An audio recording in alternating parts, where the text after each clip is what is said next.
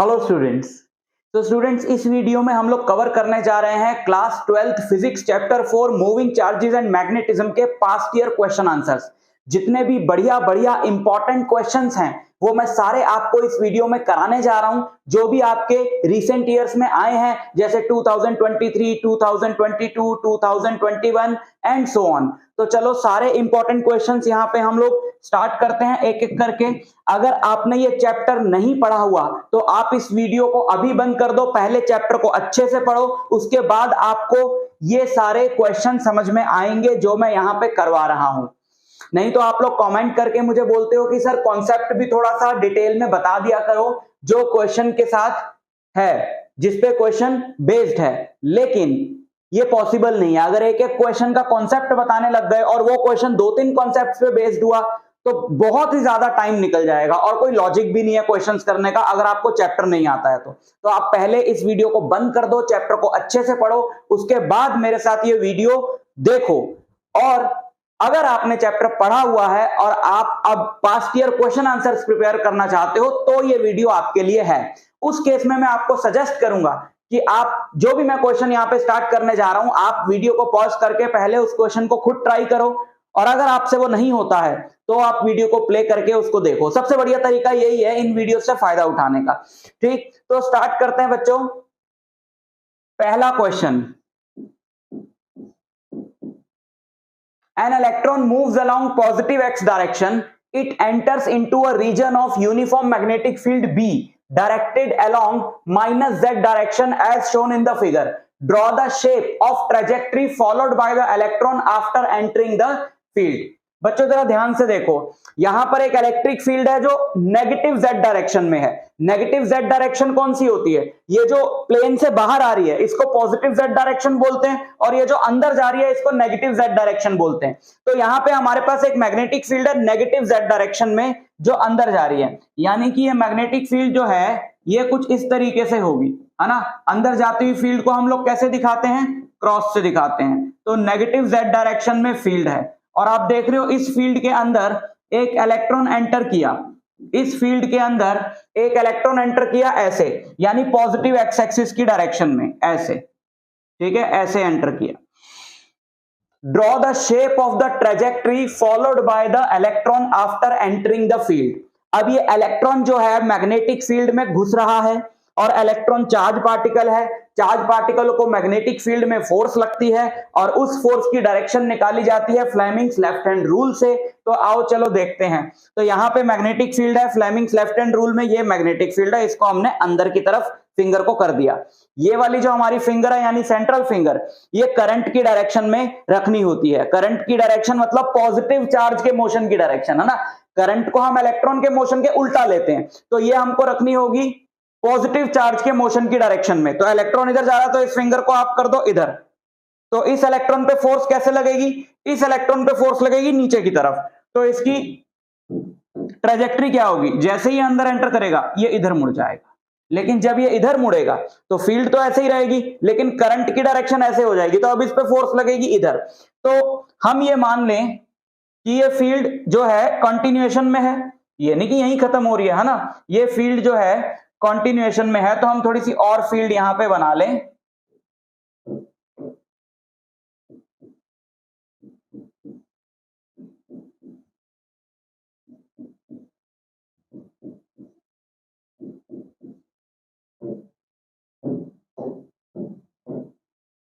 तो ये ऐसे करके ऐसे, ये इसकी ट्रेजेक्टरी होगी, ठीक। और फील्ड पूरे में है तो ये इलेक्ट्रॉन डिपेंडिंग अपॉन, देखो ऐसा भी हो सकता है कि ये पूरा रेडियस कंप्लीट करे और ऐसा भी हो सकता है कि ये आधा रेडियस जो है वो कंप्लीट करके बाहर आ जाए। ये किस चीज पे डिपेंड करेगा?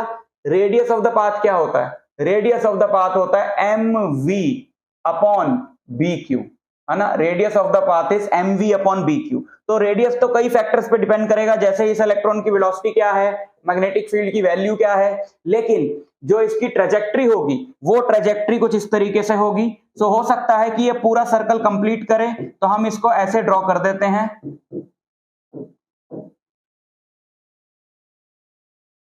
ठीक है। ये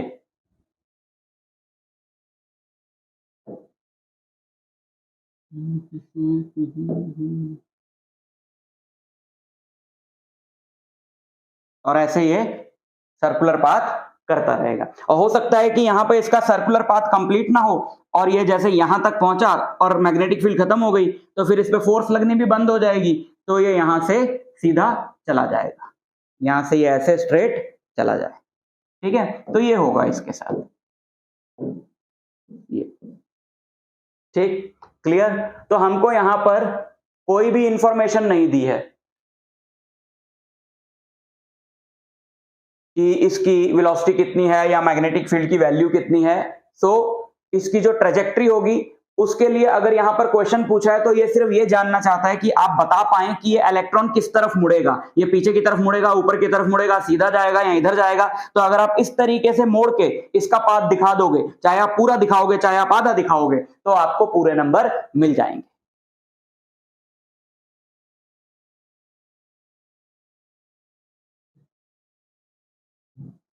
अगर आपको अपनी क्लास 12 फिजिक्स के लिए बढ़िया से नोट्स चाहिए, पीडीएफ चाहिए, डेरिवेशंस का फॉर्मूला शीट चाहिए या और बहुत बढ़िया मटेरियल चाहिए तो Mandeep education academy Telegram channel join कर लो और Mandeep education academy app download कर सकते हो गूगल प्ले स्टोर से। दोनों के लिंक डिस्क्रिप्शन में दे दूंगा। बहुत ज्यादा इंपॉर्टेंट ये दोनों ही रिसोर्सेज हैं आपकी क्लास 12 फिजिक्स और मैथ्स की प्रिपरेशन के लिए।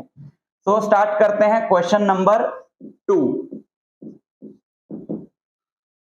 A square shaped current carrying loop MNOP is placed near a straight long current carrying wire AB as shown। यहां पे हमारे पास एक स्क्वायर लूप है और यहां पर हमारे पास एक स्ट्रेट वायर है, ये इस तरीके से रखे हुए हैं। वायर में आप देख रहे हो करंट ऐसे है, स्क्वायर लूप में करंट ऐसे है। The wire and the loop lie in the same plane, ये दोनों सेम प्लेन में है।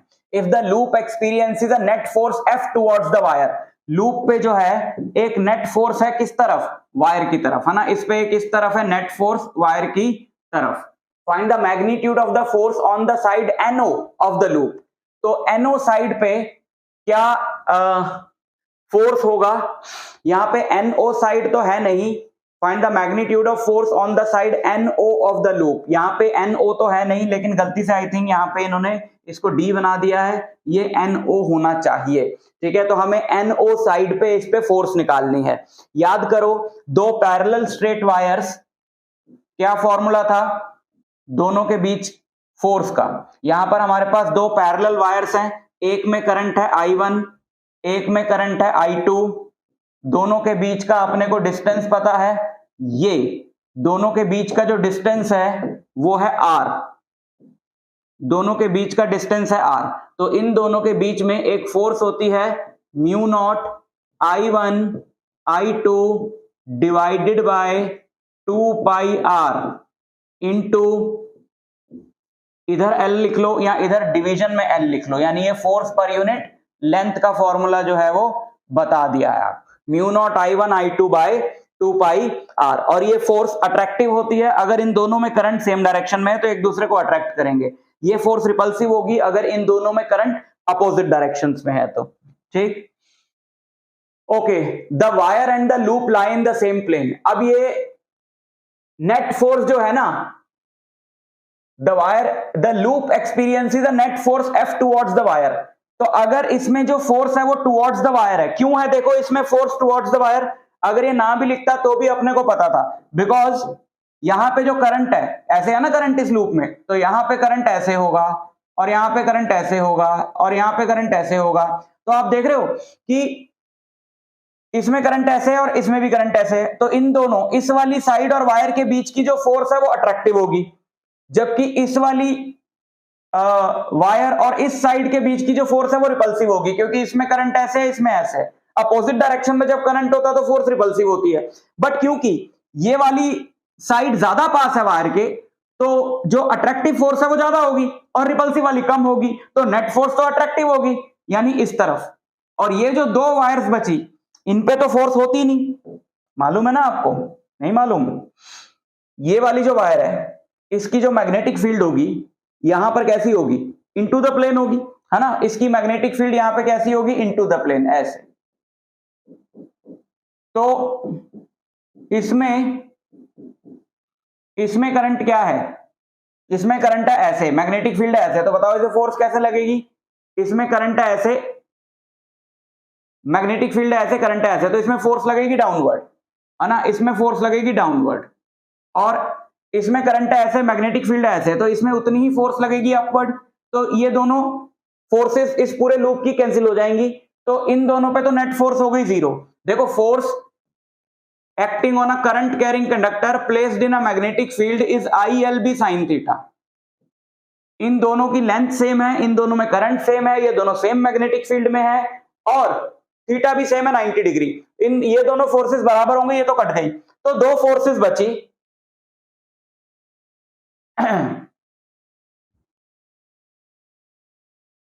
अब यहां पे हमें कुछ भी नहीं दिया है, मतलब वायर का लेंथ नहीं दिया। अच्छा दिया है, ये लेंथ L है और ये भी L है। ओके, डायग्राम में थोड़ा सा इन्होंने लफड़ा करा हुआ है ना। चलो, क्योंकि अगर इसलिए क्योंकि अगर ये लेंथ L है, ये तो बहुत बड़ा है, और ये कह रहा है ये लेंथ भी L है, पर ये तो छोटा है। चलो कोई बात नहीं। फोर्स बिटवीन वायर AB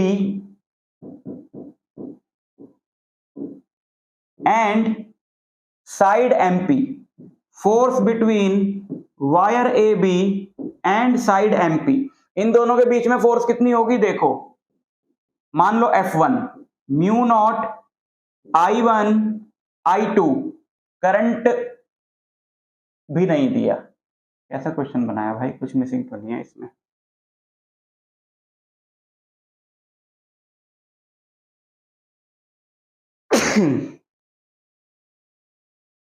मुझे लग रहा है ये करंट है यहां पे I1 I2, ठीक, मान लो ये करंट है इसमें I1 और I2, divided by 2 pi L, क्योंकि डिस्टेंस है L, into length is also L, तो L से L कट गया, फोर्स आ गई mu naught I1 I2 by 2 पाई, है ना, F1।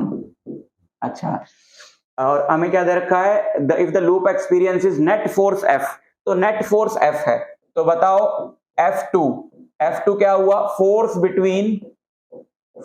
Between wire AB and side NO, इन दोनों के बीच की जो फोर्स है वो क्या होगी? इन दोनों के बीच की फोर्स, यही अपने को निकालने को बोला है ना, कि NO साइड पे क्या फोर्स है? I1 I2 divided by 2 pi into the distance. इस स्क्वायर लूप की साइड है L, तो ये भी L है, ये भी L है, तो यहां से यहां तक का जो टोटल डिस्टेंस हो गया वो 2L हो गया। तो यहां पे हमने लिखा 2L इंटू लेंथ L, ठीक, L से L कटा, तो F2 कितना हो गया? F2 हो गया mu naught I1 I2 by 4 पाई, है ना। तो नेट फोर्स हो गई, कौन सी फोर्स ज्यादा है? ये वाली फोर्स ज्यादा है, तो नेट फोर्स दी हुई है F, और वो नेट फोर्स क्या होगी? F1 माइनस F2, तो वो F होगा F1। जब इसमें से वो माइनस करोगे तो म्यू नॉट कॉमन आएगा, I1 कॉमन आएगा, I2 कॉमन आएगा, नीचे से 2 कॉमन आएगा और पाई कॉमन आएगा, तो यहां 1 बचेगा, यहां 1/2 बचेगा, 1 माइनस हाफ होता है हाफ, तो ये जो नेट फोर्स है ये आ जाएगी mu naught I1 I2 by 4 pi L, 4 pi L तो है ही नहीं, ठीक है। तो नेट फोर्स ये है, और हमें F2 निकालना है। F2 ये तो ना NO वायर पे जो फोर्स है, that is mu naught I1 I2 by 4 pi, और F भी है mu naught I1 I2 by 4 पाई। इसका मतलब है net force on side NO, net force on side NO is what? It is again F, यानी जो question में given है, ठीक, क्लियर। अब चलते हैं क्वेश्चन नंबर, कौन सा था ये? सेकंड था ना, 3 पे। हाँ जी, a proton and an electron travelling along parallel paths enter a region of uniform magnetic field acting perpendicular to their paths, which of them will move in a circular path with higher frequency? तो बच्चों जैसे हमारे पास ये magnetic field है, एक magnetic field हम ले लेते हैं। आप जानते हो कि कोई भी चार्ज पार्टिकल जब मैग्नेटिक फील्ड में परपेंडिकुलरली एंटर करता है तो उसका जो पाथ होता है वो सर्कुलर होता है। नहीं भी जानते हो तो फर्स्ट क्वेश्चन में हमने देख ही लिया। अब ये क्या कह रहा है कि प्रोटॉन और कौन कौन एंटर करा? इलेक्ट्रॉन। प्रोटॉन और इलेक्ट्रॉन एंटर करे, ठीक है। यहां पे हमारे पास एक प्रोटॉन और एक इलेक्ट्रॉन एंटर करे परपेंडिकुलरली मैग्नेटिक फील्ड में, दोनों का पाथ सर्कुलर होगा। तो सवाल ये है कि which of them will move in a circular path with higher frequency. तो फ्रीक्वेंसी किसकी ज्यादा होगी? टाइम पीरियड का क्या फॉर्मूला होता है? टाइम पीरियड होता है 2 pi m bye B q. तो अगर मैं प्रोटॉन और इलेक्ट्रॉन को कंपेयर करूं, टाइम पीरियड नहीं बोला ना, फ्रीक्वेंसी बोली है, तो फ्रीक्वेंसी होता है टाइम पीरियड का रेसिप्रोकल, तो ये होगा b q divided by 2 pi m, है ना। अब अगर मैं प्रोटॉन और इलेक्ट्रॉन को कंपेयर करूं और इस फॉर्मूले को दिमाग में रखूं, तो क्या क्या चीजें हैं जो दोनों के लिए सेम होंगी और क्या क्या है जो दोनों के लिए डिफरेंट होगा। देखो बी जो है वो सेम होगा, मैग्नेटिक फील्ड सेम में एंटर करें हैं, 2 पाई सेम होगा, क्यू भी सेम होगा क्योंकि प्रोटॉन और इलेक्ट्रॉन का जो मैग्नीट्यूड है चार्ज का वो सेम होता है, लेकिन एम डिफरेंट होगा। तो मैं सिंपली ये बोल सकता हूं कि frequency is inversely proportional to m, क्योंकि बाकी सारी चीजें तो कांस्टेंट है यहां पर फॉर्मूले में प्रोटॉन और इलेक्ट्रॉन के लिए। And since mass of electron is much smaller than mass of proton, therefore frequency for electron will be much greater than the frequency for proton। ठीक है, इलेक्ट्रॉन के लिए जो फ्रीक्वेंसी है वो प्रोटॉन के लिए जो फ्रीक्वेंसी है उससे बहुत ज्यादा होगी। वैल्यू नहीं पूछी है, सिर्फ ये पूछा किसकी ज्यादा होगी, तो इलेक्ट्रॉन की सर्कुलर ऑर्बिट की फ्रीक्वेंसी ज्यादा होगी।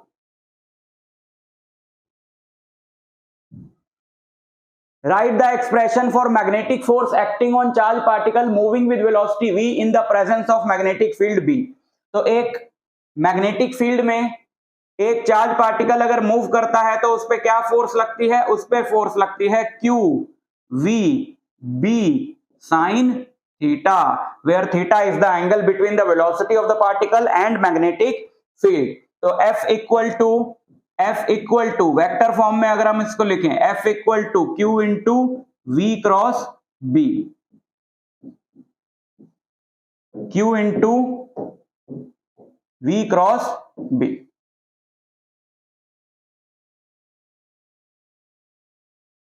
नंबर 2,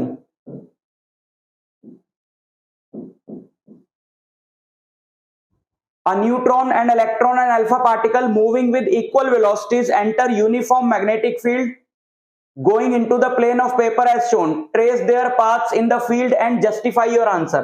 यहां पे हमारे पास एक अल्फा पार्टिकल एंटर किया, एक न्यूट्रॉन एंटर किया और एक इलेक्ट्रॉन एंटर किया, इनके पाथ्स बताओ कि इस मैग्नेटिक फील्ड में क्या होंगे। मैग्नेटिक फील्ड कैसी है? मैग्नेटिक फील्ड है अंदर की तरफ, है ना, क्रॉस बनाए हुए into the plane. So neutron तो स्ट्रेट जाएगा, न्यूट्रॉन बिल्कुल स्ट्रेट जाएगा। न्यूट्रॉन स्ट्रेट इसलिए जाएगा बिकॉज न्यूट्रॉन तो न्यूट्रल है और फोर्स जो है वो चार्ज पे डिपेंड करती है, तो न्यूट्रॉन पे तो कोई फोर्स नहीं लगेगी, तो न्यूट्रॉन तो सीधा जाएगा। अब बचे इलेक्ट्रॉन और अल्फा। अब बताओ इलेक्ट्रॉन पे किधर फोर्स लगेगी? फील्ड अंदर की तरफ, और ये वाली फिंगर आपने रखनी है अपोजिट डायरेक्शन में। इलेक्ट्रॉन पे नीचे की तरफ फोर्स लगेगी, तो इलेक्ट्रॉन का जो पाथ होगा, इलेक्ट्रॉन का जो पाथ होगा वो ये होगा। और अल्फा पार्टिकल पॉजिटिवली चार्ज होता है, तो इसमें तो हम करंट की डायरेक्शन पॉजिटिव चार्ज की तरफ ही रखेंगे, फील्ड अंदर की तरफ, तो इस पे जो फोर्स लगेगी वो ऊपर की तरफ लगेगी। ठीक है, तो ये इनके पाथ्स हो गए। और तो कुछ नहीं बोला, trace their paths in the field and justify your answer. तो यही जस्टिफिकेशन है इसकी कि हमने जो पाथ्स निकाले हैं वो किसकी हेल्प से निकाले हैं? हमने निकाले हैं फ्लेमिंग्स लेफ्ट हैंड रूल की हेल्प से। तो वही चीज आपको इसके अंदर एक्सप्लेन करनी होगी।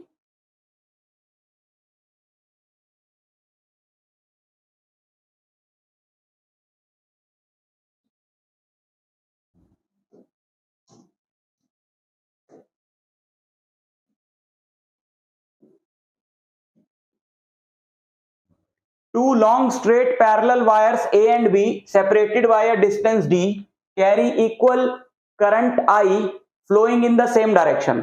ये हमारे पास दो पैरेलल स्ट्रेट वायर्स हैं A and B और इनके बीच का डिस्टेंस है D. Carry equal current I flowing in the same direction. अब ये देखो ये कैसा है, इसको जरा समझो. ये डॉट लगा हुआ है, डॉट लगा है मतलब ये एक वायर ऐसी दिखाई है जिसमें करंट ऐसे बाहर आ रहा है ना. इधर भी डॉट लगा है तो इसमें भी करंट ऐसे बाहर आ रहा है. ठीक है, ये समझ रहे हो, ये वायर ऐसी है जो ऐसे है परपेंडिकुलर टू द प्लेन, ये ऐसे इसमें करंट बाहर आ रहा है, इसमें भी करंट बाहर आ रहा है. इन दोनों के बीच का जो डिस्टेंस है वो D है. Find the magnetic field eight point P situated between them at a distance x from one wire. यहां पर एक पॉइंट P है वायर A से x डिस्टेंस पर, तो उस पॉइंट का डिस्टेंस वायर B से कितना हुआ? उस पॉइंट का डिस्टेंस वायर B से इससे ये वाला डिस्टेंस है ना, ये हो गया हमारा D माइनस एक्स, क्योंकि टोटल डिस्टेंस इनके बीच का क्या है? D. तो ये हो गया D माइनस एक्स. ठीक, और इस पॉइंट पे हमको क्या निकालना है? Net magnetic field. तो बच्चों इसमें है करंट बाहर की तरफ, तो करंट बाहर की तरफ है तो इसके अराउंड जो मैग्नेटिक फील्ड लाइंस होंगी वो ऐसी होंगी, है ना. करंट इसमें बाहर की तरफ है तो इसके अराउंड मैग्नेटिक फील्ड लाइंस ऐसी होंगी. यानी पॉइंट P पे इसकी जो मैग्नेटिक फील्ड है, पॉइंट P पे इसकी A की जो मैग्नेटिक फील्ड है, टेंजेंट बनाओ, वो कैसे होगी? ऊपर की तरफ, है ना, ऊपर की. ठीक ठीक, पॉइंट P पे फील्ड ऐसे नहीं है, फील्ड तो ऐसे जा रही है, बट फील्ड ऐसे जा रही है ना, ऐसे जा रही है फील्ड. तो ठीक पॉइंट P पे मैग्नेटिक फील्ड की डायरेक्शन निकालनी हो तो कैसे निकालोगे? मैग्नेटिक फील्ड लाइन पे टेंजेंट ड्रॉ करके. तो ठीक पॉइंट P पे ये कैसी होगी?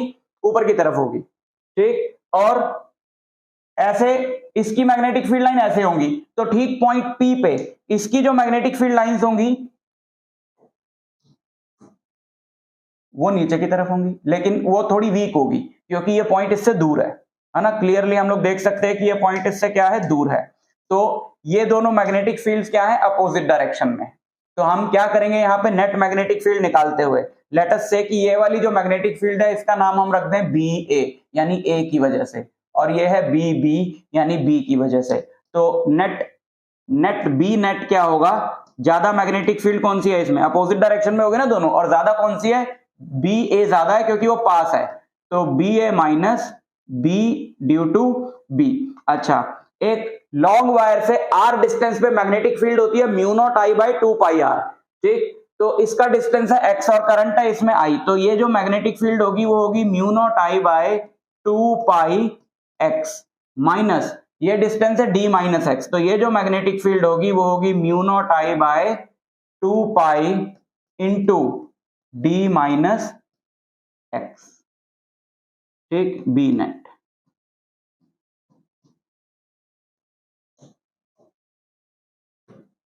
इसको सॉल्व करेंगे हम, बट इसको समझ लो आप फॉर्मूला, है ना. ये आए फॉर्मूला मतलब या जो भी चीज आई है. अब इसको सॉल्व कर लो. इसको सॉल्व करने के लिए क्या करोगे? जो जो कॉमन है वो कॉमन ले लो. क्या क्या कॉमन आएगा? म्यू नॉट I कॉमन आएगा, डिनोमिनेटर में 2 पाई कॉमन आएगा, अंदर यहाँ पे 1 अपॉन एक्स बचेगा, माइनस यहाँ पे 1 अपॉन D माइनस एक्स बचेगा. ठीक, तो B नेट हो जाएगा, B नेट हो जाएगा mu naught I by 2 pi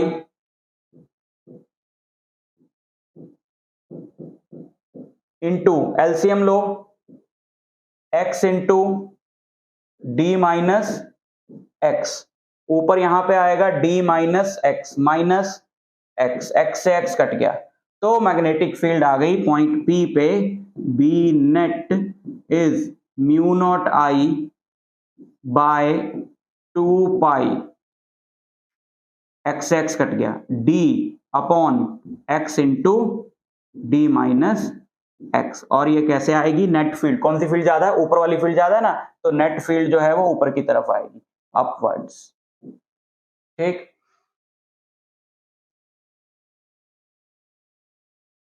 show graphically the variation of magnetic field with distance x from 0 to D. एक ग्राफ बनाना हमको. देखो, हमको ग्राफ बनाना है जिसमें हमने मैग्नेटिक फील्ड का वेरिएशन दिखाना है, कहां से लेकर कहां तक? 0 से लेकर D तक. तो बच्चों जब तक हम मिड में नहीं पहुंच जाते ये मैग्नेटिक फील्ड अपवर्ड रहेगी, क्योंकि ये इसकी मैग्नेटिक फील्ड किसी भी पॉइंट पे मिड से पहले ऊपर की तरफ होगी और वो ज्यादा होगी। लेकिन जैसे ही हम मिड पॉइंट को क्रॉस करेंगे तो ये डोमिनेट करने लगेगा, तो नेट मैग्नेटिक फील्ड नीचे की तरफ आनी शुरू हो जाएगी। और हम अब यहां से स्टार्ट करते हैं ए के बिल्कुल पास से, तो इसकी मैग्नेटिक फील्ड बहुत स्ट्रांग होगी और इसकी बहुत वीक होगी, तो ऊपर की तरफ होगी मैग्नेटिक फील्ड बट ज्यादा होगी, तो वो कम होती जाएगी कम होती जाएगी कम होती जाएगी, मिड पॉइंट पे डायरेक्शन बदल लेगी, फिर बढ़ती जाएगी दूसरी डायरेक्शन में। ठीक, तो ये चीजें हम अगर दिमाग में रखें तो मैग्नेटिक फील्ड बनेगी कुछ इस तरीके से।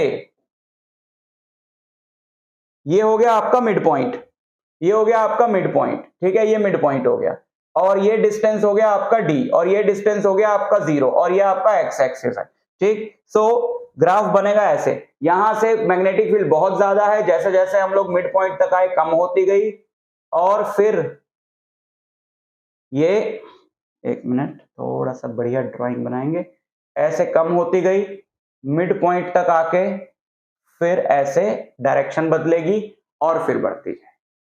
ठीक, क्लियर? ऐसे कर लो इसको, ऐसे कम होती गई कम होती गई कम होती गई कम होती गई, यहां आके 0 हो गई, फिर बढ़ती गई बढ़ती गई बढ़ती गई बढ़ती गई बढ़ती गई। ठीक, next, two identical circular coils P and Q, each of radius r, carrying current 1 ampere and root 3 ampere respectively, are placed concentrically and perpendicular to each other, lying in the xy and yz plane. ठीक है, find the magnitude and direction of net magnetic field at the center of the coils. So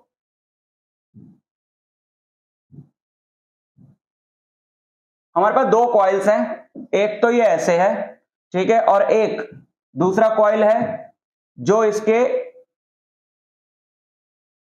coaxial है, sorry concentric है। Concentric मतलब दोनों का centre जो है common है, लेकिन एक है एक्स वाई प्लेन में यानी ऐसे, और दूसरा वाई जेड प्लेन में, मतलब दोनों का प्लेन जो है वो एक दूसरे के क्या है, परपेंडिकुलर है। एक में करंट है 1 एम्पियर, आइडेंटिकल कॉइल्स है वैसे तो, रेडियस वेडियस सब सेम है, पर एक में करंट है 1 एम्पियर और एक में करंट है √3 एम्पियर, एक में करंट है 1 एम्पियर और एक में करंट है √3 एम्पियर। ठीक, find the magnitude and direction of net magnetic field at the centre of the coils.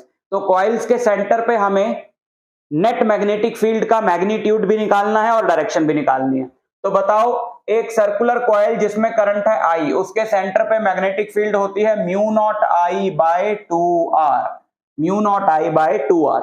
R तो दोनों का सेम है, I दोनों का डिफरेंट है, तो एक के सेंटर पे मैग्नेटिक फील्ड होगी B1 जो कि होगी μ01/2R, है ना, और दूसरे के सेंटर पे मैग्नेटिक फील्ड B2 ये होगी μ0 इंटू √3/2R। लेकिन ये होगी किधर? अब आप जानते हो कि अगर एक सर्कुलर लूप है उसमें करंट है, मान लो इसमें करंट है ऐसे क्लॉकवाइज, है ना, तो कैसी होगी, इसके सेंटर पे जो मैग्नेटिक फील्ड है वो मैग्नेटिक फील्ड लाइन कैसी होगी, ऐसे हमने करंट की डायरेक्शन में फिंगर्स घुमाई अंदर की तरफ। तो मान लो, लेट अस अज्यूम कि इसमें करंट ऐसे है, मैं इस तरफ से देख रहा हूं और इसमें करंट ऐसे क्लॉकवाइज, तो इसमें करंट है अगर क्लॉकवाइज, तो इसमें मैग्नेटिक फील्ड इस वाले लूप के सेंटर पे जो मैग्नेटिक फील्ड होगी वो इस डायरेक्शन में होगी,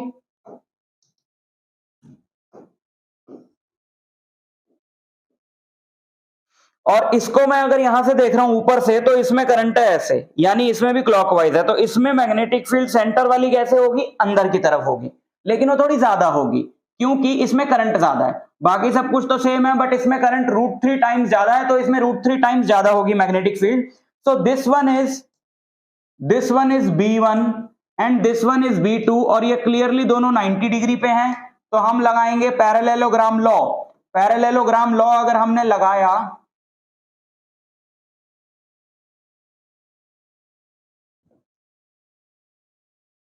तो पैरेललोग्राम लॉ अगर हमने लगाया तो ये अपने को रिजल्टेंट मिलेगा, ये रिजल्टेंट मिलेगा बी, और ये हम निकाल सकते हैं, ये दोनों 90 डिग्री पे है ना, ये दोनों 90 डिग्री पे हैं, तो जो बी होगा वो होगा under root b1 square plus b2 square. तो b होगा अंडर रूट b1 स्क्वायर, इसका स्क्वायर यानी म्यू नॉट बाय 2r का स्क्वायर प्लस इसका square mu naught root 3 by 2r का square. Mu naught by 2r का होल स्क्वायर कॉमन आ जाएगा और फिर उसको रूट के बाहर लूंगा तो स्क्वायर कट जाएगा, तो म्यू नॉट बाय 2r बचेगा और अंदर यहां पे बचेगा 1 और यहां रूट 3 का स्क्वायर 3, 1 प्लस 3 4, 4 का रूट 2, 2 से 2 कटेगा, यानी कि जो नेट मैग्नेटिक फील्ड है वो है mu naught by r। Net magnetic field है म्यू नॉट बाय r, और r की वैल्यू तो दे नहीं रखी, लेकिन हम डायरेक्शन बता सकते हैं कि ये जो नेट मैग्नेटिक फील्ड है, मान लो यहां से थीटा एंगल पर है, ठीक है, तो जो थीटा 1 है, जो tan थीटा होगा, sorry, that will be b1 by b2, ये b2 है तो ये भी b2 होगा, so tan theta will be b1 by b2, so tan theta b1 is this divided by b2, इन दोनों को जब डिवाइड करोगे तो 1 बाय रूट 3 बचेगा, और tan 1 बाय रूट 3 क्या होता है, tan 1 बाय रूट 3 होता है, tan थीटा 1 बाय रूट 3 कहां होता है, 30 डिग्री पे। इसका मतलब है कि जो नेट मैग्नेटिक फील्ड है वो b1 वाली मैग्नेटिक फील्ड से कितने एंगल पर है, 30 डिग्री के एंगल पर है। ठीक, क्लियर कर रहे हो, साथ साथ चीटिंग तो नहीं कर रहे, पानी पी लें जरा।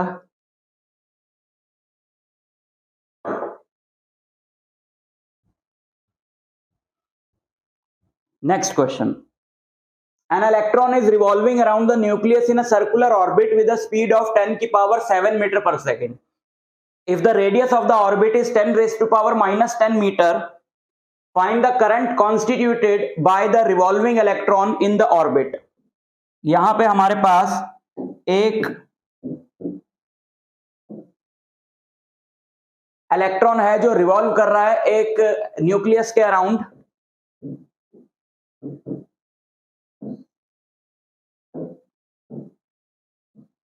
आर रेडियस के पाथ में, और 10 की पावर 7 मीटर पर सेकंड की स्पीड से, है ना।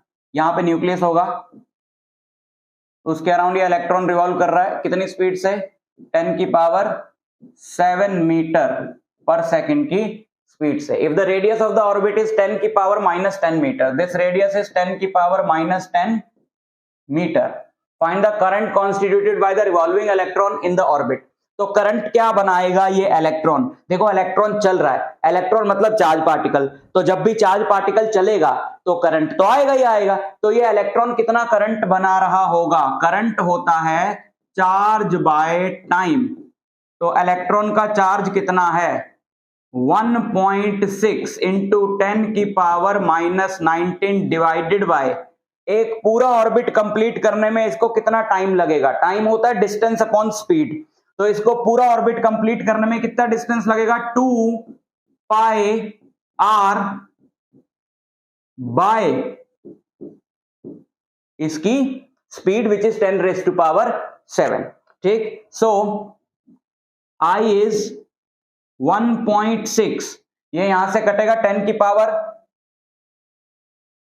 ये इससे कटा 10 की पावर कितना बचा, 10 की पावर ये ऊपर जाएगा माइनस 17 हो जाएगा, है ना, और वो माइनस 17 वाला ऊपर जाएगा तो अच्छा 36 हो जाएगा ना, तो 1.6 बाई 2 पाई इंटू 10 की पावर माइनस 36 एम्पियर, बहुत ही कम। 1.6 divided by 3.14 into 2 6.28 into 10 raise to power minus 36 ampere. ठीक है, इसको सॉल्व कर लेना आप, चलो मैं कर देता हूं आपके लिए। 1.6 divided by 6.28, 2.5 in 2.54 into 10 raised to power minus 35, 2.54 into 10 raised to power minus 35 ampere. Next, an alpha particle is projected with velocity. एक अल्फा पार्टिकल है जिसको कितनी वेलोसिटी से प्रोजेक्ट किया गया? एक अल्फा पार्टिकल है जिसको प्रोजेक्ट किया गया 3.0 into 10 raise to power 5 metre per second से आई कैप, यानी एक्स एक्सिस में प्रोजेक्ट किया गया होगा. आई कैप लगा है तो एक्स एक्सिस में प्रोजेक्ट किया गया होगा. Into a region in which the magnetic field is, एक ऐसे रीजन में इसको प्रोजेक्ट किया गया जहां पर मैग्नेटिक फील्ड कितनी है 0.4 i cap plus 0.3 j cap tesla. Calculate the acceleration of the particle in the region IJKR. In the region IJKR unit vector. Dot छोड़ के सारा एक साथ पढ़ दिया. Calculate the acceleration of the particle in the region IJKR unit vectors along x, y and z axis respectively. वो हमें पता है. Charge to mass ratio of the alpha particle. Charge to mass ratio यानी Q divided by M of the alpha particle is 4.8 into 10 की power 7 coulomb per KG. तो acceleration निकालनी है हमने इस भाई साहब की. एक्सेलरेशन होता है फोर्स बाय मास, है ना. और एक चार्ज पार्टिकल को कितना फोर्स लगता है? Q into V cross B by mass. तो क्रॉस प्रोडक्ट निकालना आता है. चार्ज बाय मास रेशियो तो अपने को गिवन है 4.8 इंटू 10 रेज टू पावर 7. तो Q बाय M की जगह हमने पुट कर दिया 4.8 into 10 raise to power 7. V cross B, cross product निकालो V और B का. तो क्रॉस प्रोडक्ट में क्या करते हैं? इसको इससे, ये रहा V, ये रहा B, इसको इससे मल्टीप्लाई करा. This into this I cross I, I cross I 0 होता है. And this into this I cross J K होता है. तो 3 into 0.3 that is 0.9.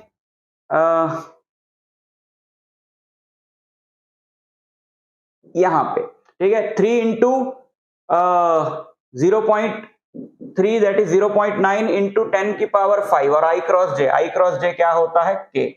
K. So this will be the answer. Acceleration जो है वो किस तरफ होगी? Z डायरेक्शन में, क्योंकि K कैप आ रहा है उसके साथ. ठीक है. 4.8 इंटू 0.9 तो 48 into 9.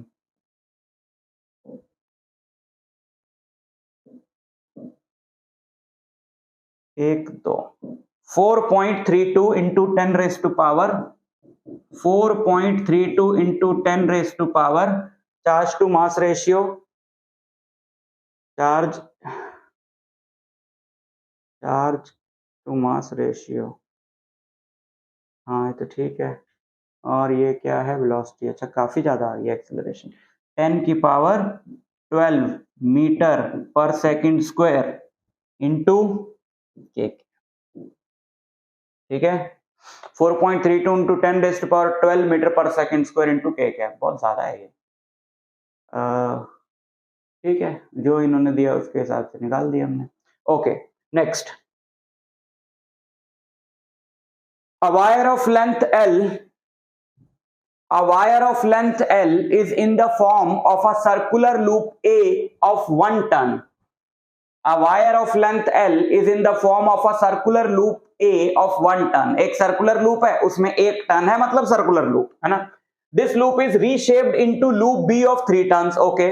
Find the ratio of magnetic fields at the center of the loop A and loop B for the same current through them. ठीक है. हमारे पास एक वायर थी जिसमें 1 टन थी और उसकी लेंथ थी L. तो उस वायर का रेडियस क्या होगा? उस वायर का रेडियस है मान लो R और उसकी लेंथ है L. तो बताओ उसका रेडियस क्या हो गया? उसका रेडियस हो गया L बाय 2 पाई. L बाय 2 पाई. ठीक है. अब मान लो, अब उसी वायर से L लेंथ की वायर से 3 सर्कल बना दिए। अब अगर एल लेंथ की वायर से 3 सर्कल बनाओगे तो ऑब्वियसली जो सर्कल का रेडियस वो तो कम हो जाएगा।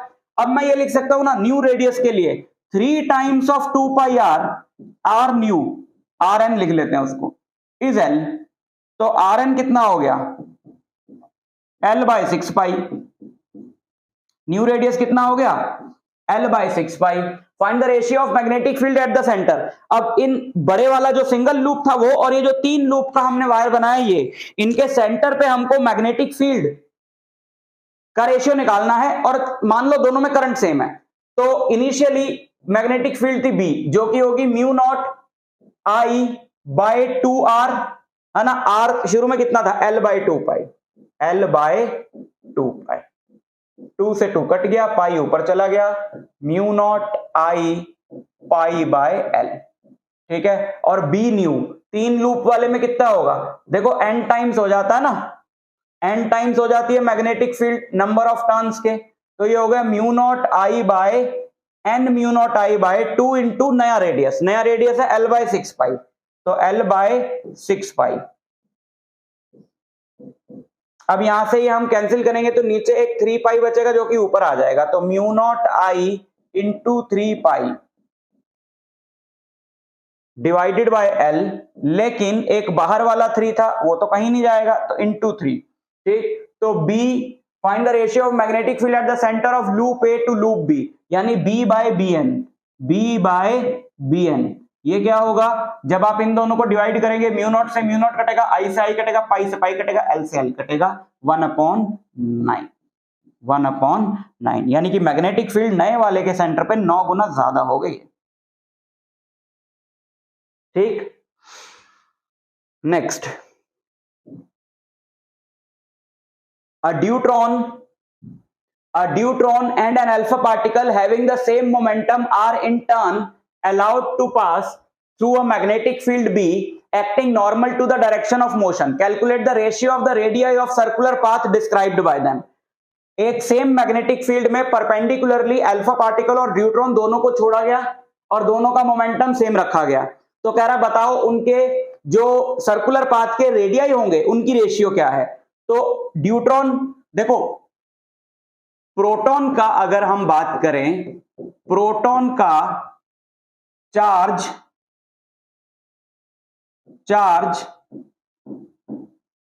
और मास अगर हम ले लें, चार्ज हम प्रोटॉन का ले लें Q और मास ले लें M, तो ड्यूट्रॉन का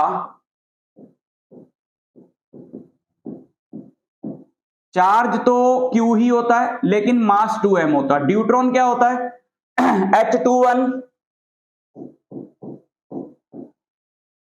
जिसमें एक प्रोटॉन होता है और एक न्यूट्रॉन होता है। तो एक प्रोटॉन है तो चार्ज तो Q ही रहेगा, लेकिन एक प्रोटॉन और एक न्यूट्रॉन है तो मास डबल हो जाएगा क्योंकि प्रोटॉन और न्यूट्रॉन का मास बराबर होता है, ठीक है। Then alpha particle, alpha particle क्या है, अल्फा पार्टिकल है हीलियम का न्यूक्लियस, अल्फा पार्टिकल है हीलियम का न्यूक्लियस जिसमें 2 प्रोटॉन होते हैं और 2 ही न्यूट्रॉन होते हैं। तो मास हो जाएगा 4 गुना प्रोटॉन के और चार्ज होगा 2Q। अब देखो रेडियस क्या होता है, रेडियस का फॉर्मूला होता है mv अपॉन bq और mv क्या होता है मोमेंटम, तो p बाय bq मोमेंटम हो गया p। तो अगर हम रेडियस ऑफ किसका रेशियो निकालना है बाय देम बोला है तो किसी को भी ऊपर रख लो किसी को भी नीचे रख लो। हम निकालें radius of alpha by radius of deuteron, तो p of alpha by b q of alpha upon p by b into q of, दिख नहीं रहा होगा यहाँ पे आपको ना,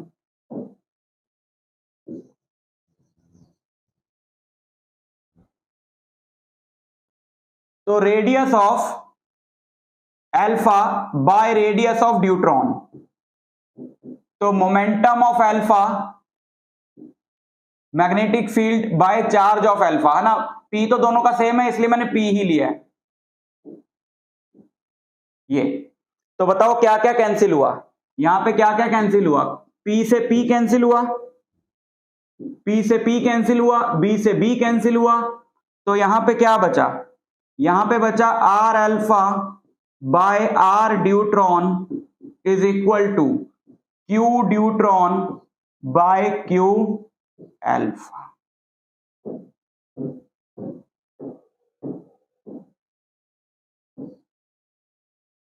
यानी इनकी जो रेडियस की रेशियो है वो इनके चार्ज की उल्टी रेशियो है।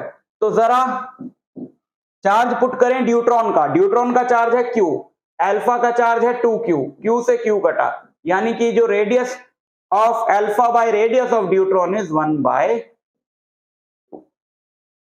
ठीक है, नेक्स्ट।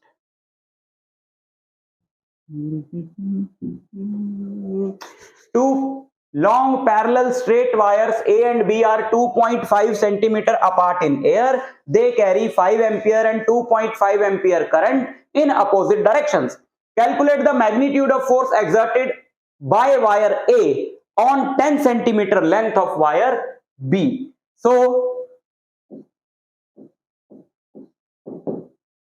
F equal to क्या होता है, दो पैरेलल कंडक्टर्स के बीच में फोर्स अभी बताई थी ना, mu naught I1 I2 by 2πr into L। और ये फोर्स क्या होगी, दोनों का अपोजिट डायरेक्शन में करंट, अपोजिट डायरेक्शन में जब करंट होता है तो फोर्स क्या होती है, रिपल्सिव होती है। तो ये फोर्स होगी F equal to mu naught 4π into 10 की power -7 I1 5 ampere, I2 2.5 ampere divided by 2π into R, 2.5 centimetre apart, तो 2.5 इंटू 10 की पावर -2, 2.5 सेंटीमीटर अपार्ट, R की जगह मतलब 10 की पावर -2 मीटर में कन्वर्ट कर दिया। इंटू कितने पार्ट के पे फोर्स निकालनी है, 10 सेंटीमीटर लेंथ पे, तो into 10।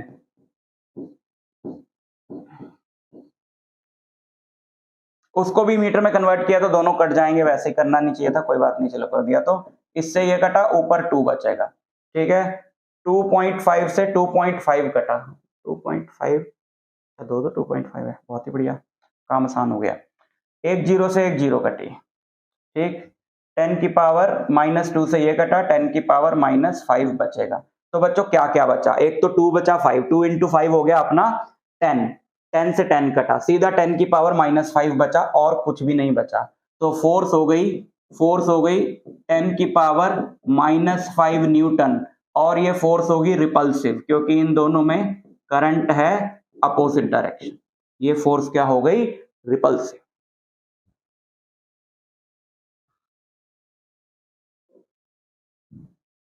An emitter of resistance 0.8 ohm can measure a current up to 1 ampere. Find the value of shunt resistance required to convert this emitter to measure a current up to 5 ampere. तो shunt का formula क्या होता है, shunt का formula क्या होता है, Ig into G by I minus Ig। तो शंट है Ig 1 इंटू गैल्वेनोमीटर का रेजिस्टेंस 0.8 अपॉन गैल्वेनोमीटर या एमीटर जिसकी रेंज बढ़ानी है ना, 5 माइनस 1, 5 माइनस 1 क्या है, 4। तो 0.8 divided by 4 is 0.2 ohm. So value of shunt required is 0.2 ohm. A proton, CBSE 2019. A proton, a deuteron and an alpha particle are accelerated through the same potential difference, then subjected to uniform magnetic field B perpendicular to the direction of motion. Compare kinetic energy and radius of the circular part described by proton is 5 centimeter. Find the radius of the part described by neutron and deuteron and alpha. तो हमें सबसे पहले क्या निकालना है, इनका क्या same है, पोटेंशियल डिफरेंस सेम है ना। तो इनमें जो काइनेटिक एनर्जी होगी, काइनेटिक एनर्जी क्या होती है, काइनेटिक एनर्जी होती है Q into V, potential same है। तो काइनेटिक एनर्जी की रेशियो V सब का सेम है, तो kinetic energy of proton is to kinetic energy of deuteron is to kinetic energy of alpha.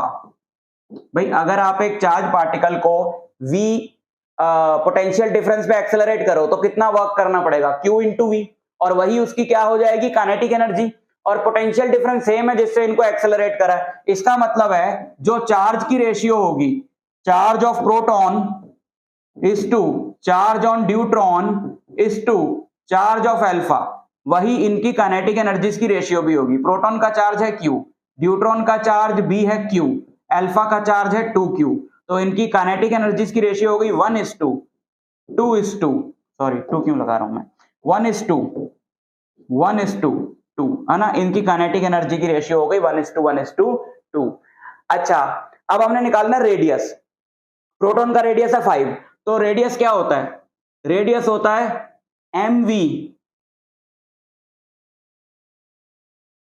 Bye BQ। ये वाला v तो वेलोसिटी है ना, स्मॉल v है ये, mv बाय BQ। और mv होता है मोमेंटम, मोमेंटम होता है, याद है क्लास 11th में एक फॉर्मूला पढ़ा था, मोमेंटम होता है काइनेटिक एनर्जी, और मोमेंटम का रिलेशन क्या होता है, p²/2m, है ना। अगर आप p की वैल्यू पुट करोगे m into v, m² v², एक m से m कटेगा तो हाफ mv² बचेगा, तो ये फॉर्मूला होता है 2m इंटू काइनेटिक एनर्जी का रूट। तो ये है आपका मोमेंटम। और काइनेटिक एनर्जी क्या है, काइनेटिक एनर्जी है Q इंटू वी, तो 2m into Q into we, ये वाला v तो पोटेंशियल है, तो ये हम यहां पे रख सकते हैं। रेडियस हो गया हमारा 2mq कैपिटल V का root divided by b into Q। अब अगर आप कंपेयर करो तो v जो है वो सेम है। अच्छा, Q को एक बार अंदर ले ले, b को जरा बाहर रखो, और अगर हम रूट के अंदर ले लें इस Q को तो Q² हो जाएगा, और ऊपर वाले Q से Q² कटेगा, नीचे एक Q बचेगा। एक तो रूट में 2 है, एक m है, एक v है, और नीचे एक Q बचेगा। अब अगर हम कंपेयर करें न्यूट्रॉन, प्रोटॉन और अल्फा, जो क्वेश्चन में दे रखा है कि b तो सेम है क्योंकि सेम मैग्नेटिक फील्ड में एंटर करें, v भी सेम है, सेम पोटेंशियल डिफरेंस से एक्सेलरेट करें, 2 तो सब सेम हो गई, under root m by Q, यानी रेडियस जो है that is proportional to under root m by Q। तो radius of proton is to radius of deuteron is to radius of alpha is under root m by q of proton, which is m by q, is to under root 2m by q is to 4m by 2q। ये जो कि solve करके आएगा root m by q से कटेगा 1:2 root 2 is to root 2, यानी कि जो ड्यूट्रॉन और अल्फा पार्टिकल का जो रेडियस होगा वो रूट 2 टाइम्स होगा प्रोटॉन के रेडियस के, और प्रोटॉन का रेडियस है 5 सेंटीमीटर। प्रोटॉन का रेडियस है, चलो इसको लिखा रहने देते हैं, है ना, ये स्लाइड्स में काम आएगा। प्रोटॉन का रेडियस है 5 सेंटीमीटर, तो कहां पे लिखें, चलो यहां पे बॉक्स बना के हम लिख देते हैं।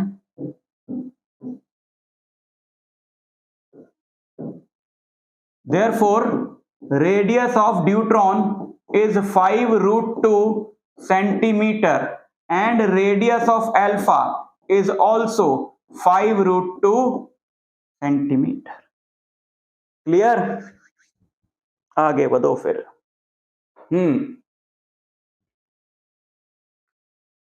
A point charge Q moving with speed v enters a uniform magnetic field B that is acting into the plane of the paper।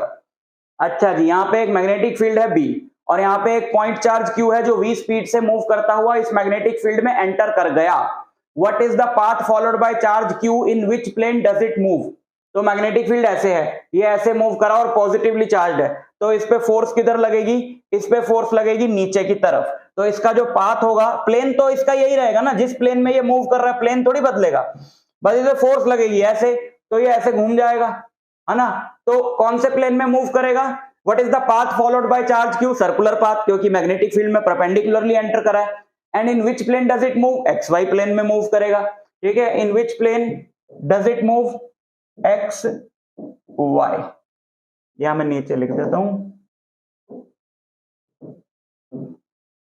Part 1 का आंसर XY, पाथ होगा सर्कुलर, पाथ होगा सर्कुलर, और प्लेन होगा x y, path होगा circular और plane होगा x y. How does the path followed by the charge get affected if its velocity has a component parallel to B?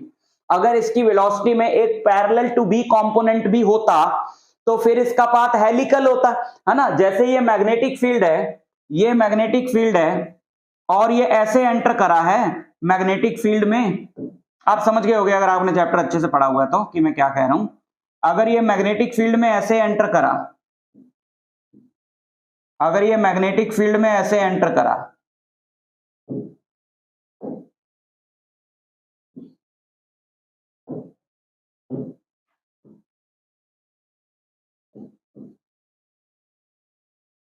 तो B क्यों, इसकी velocity B, है ना। ऐसे एंटर करा कि इसमें दो कंपोनेंट वेलोसिटी के, एक तो फील्ड के पैरेलल भी है और फील्ड के परपेंडिकुलर भी। तो यहां पे ये कंपोनेंट होगा v cos थीटा, अगर ये एंगल थीटा है तो फील्ड के परपेंडिकुलर होगा कंपोनेंट v sin थीटा। तो v sin थीटा फील्ड के परपेंडिकुलर है जो इसको सर्कुलर मोशन कराएगा, v sin थीटा फील्ड के पैरेलल है जो इसको सीधा चलवाएगा। तो इसका पाथ कैसा होगा, इसका पाथ होगा हेलिकल, है ना। इसका पाथ कैसा होगा, helical.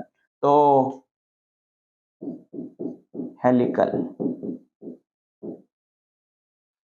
If an electric field E is also applied such that the particle continues moving along the original straight line path, what should be the magnitude and direction of electric field? कह रहा है कि एक electric field ऐसे apply कर दी कि particle enter तो करा, परपेंडिकुलरली एंटर करा इसी सिचुएशन में, बट घूमा नहीं, सीधा गया। इसका मतलब ये है, देखो मैग्नेटिक फील्ड इस पे नीचे की तरफ फोर्स लगा रही है और अगर इलेक्ट्रिक फील्ड उतनी ही फोर्स ऊपर की तरफ लगा दे तो इस पे नेट फोर्स जीरो हो जाएगी, सीधा चला जाएगा। और क्योंकि ये पॉजिटिवली चार्ज पार्टिकल है और पॉजिटिवली चार्ज पार्टिकल को इलेक्ट्रिक फील्ड में सेम डायरेक्शन में फोर्स लगती है, तो इसको इस डायरेक्शन में फोर्स लगेगी, इस डायरेक्शन में फोर्स लगनी चाहिए। और अगर इसको इस डायरेक्शन में फोर्स लगनी चाहिए तो इलेक्ट्रिक फील्ड भी इसी डायरेक्शन में होनी चाहिए। और उसका मैग्नीट्यूड क्या होगा, उसका मैग्नीट्यूड क्या होगा, फोर्स बराबर होनी चाहिए। तो इस पे मैग्नेटिक फील्ड की जो फोर्स है वो है Q V B sin theta और इलेक्ट्रिक फील्ड की जो फोर्स है वो है QE, ये दोनों बराबर होनी चाहिए। Q से Q कटा, so the magnitude of E should be V into B, magnitude of E should be V into B। Clear. Velocity selector वाला टॉपिक था अपने पास, उसके अंदर ये टॉपिक आया था। Next, a circular coil of n turns and diameter d carries a current I. It is unwound and rewound to make another coil of diameter 2d, current I remaining the same. Calculate the ratio of magnetic movements of the new coil and the original coil. अभी हमने ऐसा ही question किया भी है, ठीक है। Magnetic movement क्या होती है, मैग्नेटिक मूवमेंट होती है नंबर ऑफ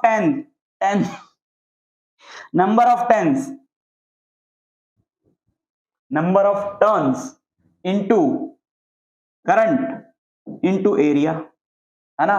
तो मैग्नेटिक मूवमेंट जो है फर्स्ट केस में कितनी होगी, फर्स्ट केस में नंबर ऑफ टर्न्स है n, करंट है I, डायमीटर है d, तो एरिया हो गया पाई d स्क्वायर बाय 4, है ना। r की जगह हमने d बाय 2 रख दिया। It is unwound and rewound to make another coil of diameter 2d। अब देखो नया कॉइल बना दिया, नंबर ऑफ टर्न्स तो ऑब्वियसली फिर क्या करनी पड़ेंगे, डायमीटर बढ़ाया तो नंबर ऑफ टर्न्स कम करनी पड़ेंगी, लेकिन लेंथ तो सेम रहेगी, है ना।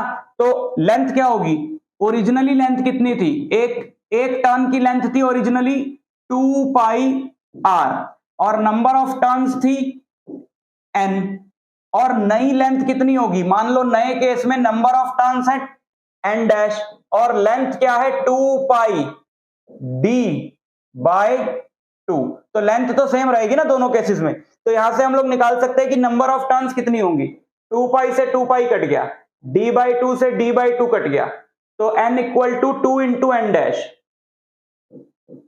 n equal to 2 into n dash है न्यू टर्न्स, तो न्यू टर्न्स कितनी हो गई, n डैश हो गई n डिवाइडेड बाय 2, तो न्यू टर्न्स हो गई n बाय 2। तो मैग्नेटिक मूवमेंट सेकंड केस में मैग्नेटिक मूवमेंट कितना हो गया, नंबर ऑफ टर्न्स नई वाली n बाय 2, करंट तो सेम है, करंट सेम है, into pi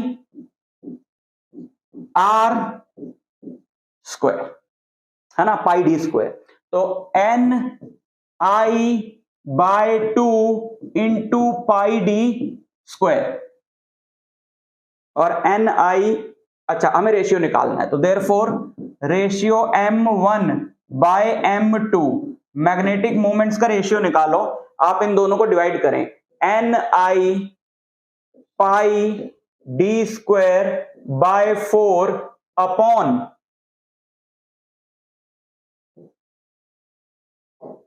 ni pi d square by 2, ni pi d square divided by 2।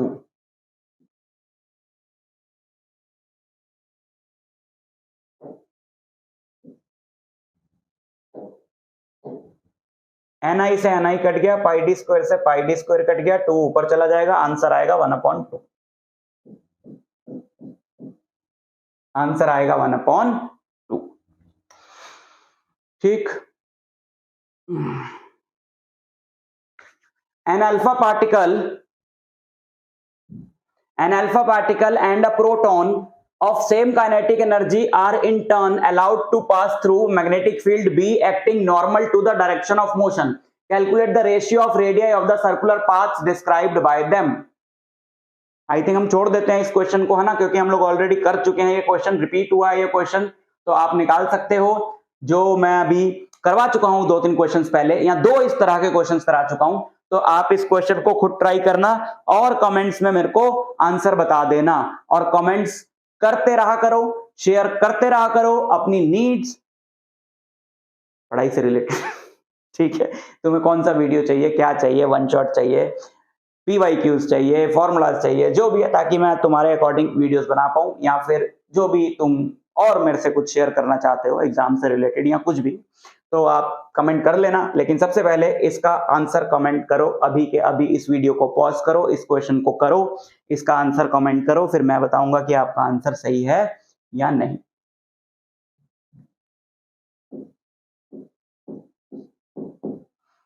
To small identical circular loops marked 1 and 2, यहाँ पे हमारे पास एक सर्कुलर लूप है 1, यहाँ पे हमारे पास एक सर्कुलर लूप है 2, carrying equal currents are placed with geometrical axis perpendicular to each other.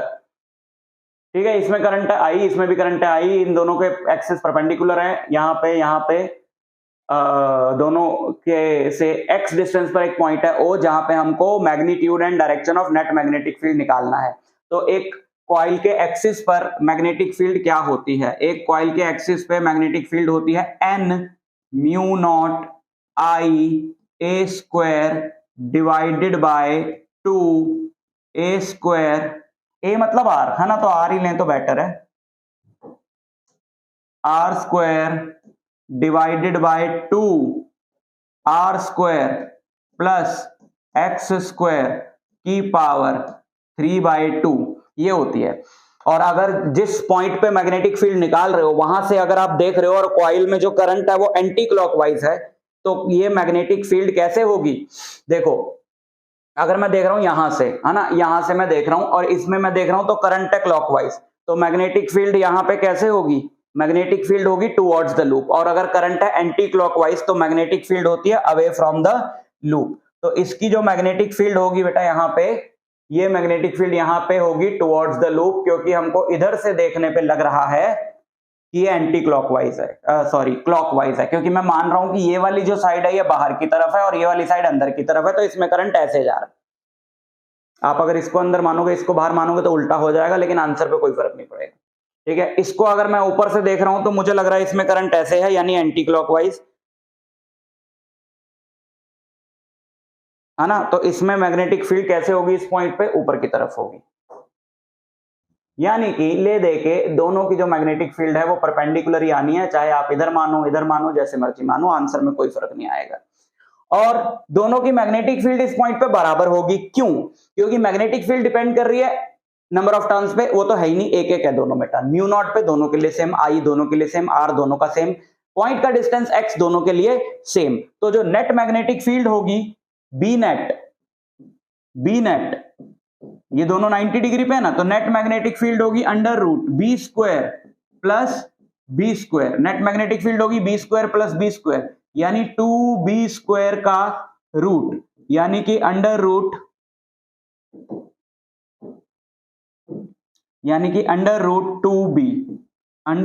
2b बस, और रूट 2 इंटू बी की वैल्यू डाल दो, n तो 1 हो गया, म्यू नॉट आई दिया ही नहीं हुआ, मान लो आई है ना, दोनों में करंट सेम है, तो mu naught I radius R square by R square plus X square की power 3/2 at an angle 45 degree with either fields. क्योंकि ये दोनों इक्वल हैं तो इनका जो रिजल्टेंट होगा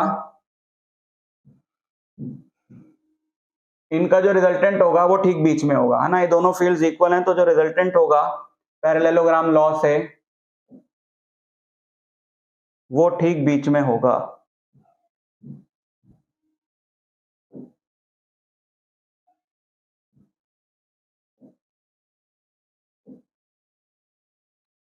ठीक, next,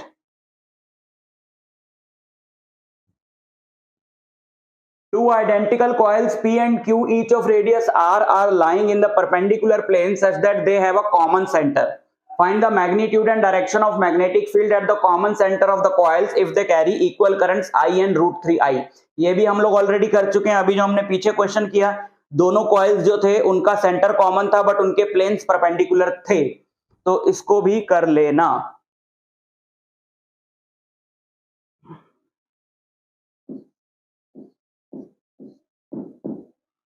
Two identical circular loops P and Q each of radius R and carrying currents I1 and I2. इसमें करंट है I and 2I are lying in parallel planes such that they have a common axis. The direction of current in both loops is clockwise as seen from O, which is equidistant from both loops. Find the magnitude of net magnetic field at O. यहाँ पे एक point O है ठीक बीच में, और वहां से देखने पे इधर देखने पर भी करंट क्लॉकवाइज है और इधर देखने पर भी करंट क्लॉकवाइज है। तो जब करंट क्लॉकवाइज होता है ना, the direction of current in both the loops is clockwise as seen from O which is equidistant from both the loops. तो O से अगर मैं देखूंगा इसको तो इसमें करंट है क्लॉकवाइज यानी कि ऐसे, तो इसकी वजह से यहां पे जो मैग्नेटिक फील्ड होगी वो होगी टुवर्ड्स द लूप, ऐसे, है ना। और इधर से देखने पे उसकी भी जो करंट है वो क्लॉकवाइज है, तो इसमें भी टुवर्ड्स द लूप होगी, लेकिन P में जो करंट है वो I है, इसमें करंट 2I है, तो और डिस्टेंस तो बराबर है, तो इसकी जो फील्ड है वो वीक होगी क्योंकि इसमें करंट कम है। ठीक, तो अभी एक्सिस वाला फॉर्मूला लगाओ, magnetic field due to P is n तो 1 हो गया, mu naught I A square मतलब R का square by 2 R square plus distance कितना है, टोटल 2R है और वो ठीक बीच में है पॉइंट, तो डिस्टेंस भी R हो गया, टू द पावर 3/2, यानी के mu naught I R square upon 2R square whole to the power 3/2। Magnetic field due to P, magnetic field due to Q, mu naught current कितना है 2I into R square, उसका radius भी कितना है R है, bye 2, इसमें भी R square plus R square की पावर 3/2, तो 2R स्क्वायर होल की पावर 3/2। तो जब ये दोनों अपोजिट डायरेक्शन में हैं तो net magnetic field at O कितनी होगी, B due to Q minus B due to P, क्योंकि वाली फील्ड ज्यादा है। तो जब आप इसमें से ये सब्ट्रैक्ट करोगे तो क्या क्या कॉमन आएगा, mu naught I R square ऊपर कॉमन आएगा, mu naught I R square ऊपर कॉमन आएगा, नीचे 2 कॉमन आएगा, 2R स्क्वायर होल की पावर 3/2 कॉमन आएगा, और अंदर यहां पे क्या बचेगा, इसमें से सब्ट्रैक्ट किया एक 1/2 बचेगा, सॉरी 2 बचेगा और वहां 1 बचेगा, और 2 - 1 1 होता है। ठीक है, तो ये क्या बन जाएगा, ये बन जाएगा हमारा mu naught I R square divided by 2 की पावर 3/2, तो एक तो ये हो जाएगा अपना 2 की पावर 3/2, और R से आर की पावर 2 से 2 कटेगा, आर क्यूब बचेगा, आर क्यूब बचेगा, ऊपर वाले आर स्क्वायर से कैंसिल होगा, नीचे आर बचेगा। तो म्यू नॉट आई बाई 2 की पावर 1 प्लस 3 बाई 2, 5 बाई 2। तो म्यू नॉट आई बाय 2 की power 5 by 2 into r, that will be the net magnetic field at o towards q, क्योंकि q वाली ज्यादा थी, टुवर्ड्स क्यू। आज का आखिरी सवाल, ये पार्ट 1 है, जैसा कि आप देख सकते हो ये पार्ट 1 है, क्योंकि मैं चाहता हूं आपको ज्यादा से ज्यादा क्वेश्चंस करा दूं। तो देखें जितने पार्ट में भी बन सकता है ये वीडियो बनाएंगे, जैसे जैसे और क्वेश्चंस मिलते रहेंगे और लाता रहूंगा। But most most most important questions यहां पे कवर हुए हैं आपके, बहुत ज्यादा इंपॉर्टेंट, मतलब 80-90% चांस है इनमें से आपको क्वेश्चन आ जाएगा एग्जाम में। The figure shows 3 infinitely long straight parallel current carrying conductors. यहां पे हमारे पास 3 long straight parallel current carrying conductors हैं। Find the magnitude and direction of net magnetic field at point A lying on conductor 1. 1 पे जो conductor है उस पे net magnetic field क्या होगी? देखो इसकी वजह से इस पे magnetic field,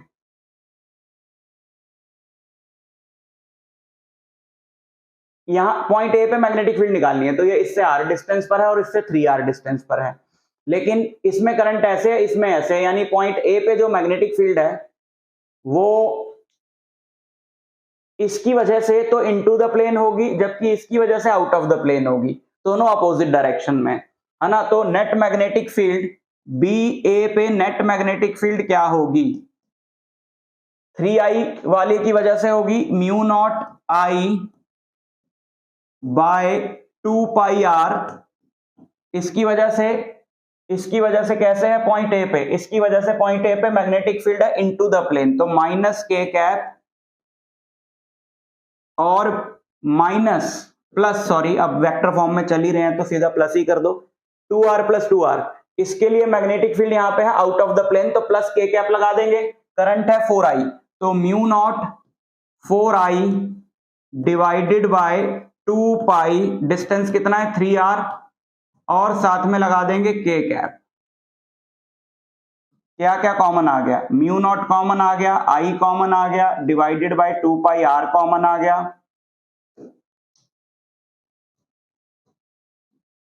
mu naught I by 2 pi R, तो यहां पे बचेगा 3 माइनस 3k, और यहां पे बचेगा प्लस, म्यू नॉट कॉमन आ गया, आई कॉमन आ गया, 2 पाई आर कॉमन आ गया, 4 बाय 3k कैप।